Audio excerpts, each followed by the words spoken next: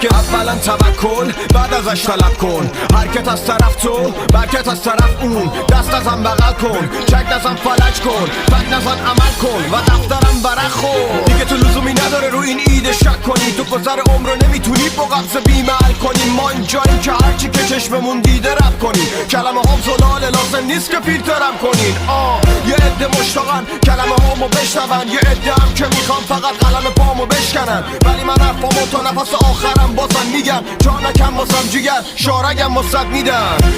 خلاصه اونا که بدخوامن و میخندیدن بدخوامن و میخندیدن که چطوری زیرم میرن کلماتو روی بیتم چیدم. اینو به تو میگم میرم همه وجودم و واسه بالا بردن پرچم میهن میدم. من طالب آتش بستم مشکلی باشه تاتش هستم. میخونم از ما میدونم حرفام میمونم فردا تا 8 دستم. به همین شارم قسم که قدم به قدم باید هستم. اصلا یه وجب به عقب نمیرم یه کلام حرف در بارش نزن. همه بیدار با اتکا به دیوار اتحاد و ایثار با اقتدار و بیبار با افتخار به این خان در امتداد این راه یک صدا با ایمان زنده باد ایران.